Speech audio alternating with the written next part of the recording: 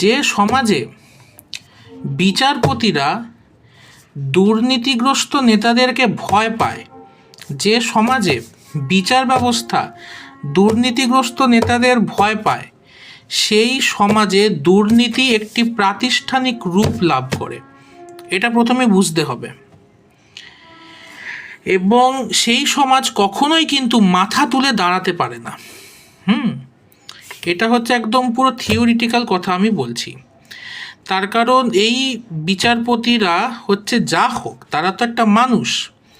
কিন্তু যদি দেখা যায় যে জনগণরা ভোট দিয়ে যাদেরকে ক্ষমতায় বসাচ্ছে তারা ক্রিমিনাল এবং টেরোরিস্ট যদি হয়ে থাকে, তখন কিন্তু বিচারপতিরা ঠিকঠাকভাবে বিচারটা করতে পারে না। তার কারণ তাদেরকে বিভিন্ন রকমভাবে হুমকি দেওয়া হয়, এবং সেই হুমকির ফলে কি হয়, তারা সঠিক বিচারটা তারা করে উঠতে পারে না।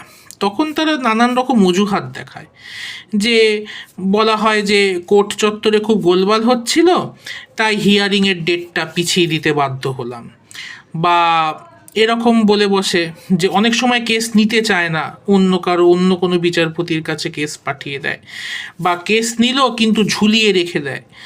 এই ব্যাপারগুলো চলতে থাকে। আসলে বিচারপতিরা যতই হোক, তারা তো মানুষ, তাদের তো নিজস্ব পরিবার আছে, তাদের তো জীবন রয়েছে। হ্যাঁ, আর এই ক্রিমিনালসরা যেহেতু জনগণরা সিলেক্ট করে ক্রিমিনালসদের বসাচ্ছে, ফলে তারা তো এদেরকে ভয় পাবেই। কিছু করার নেই এরকম।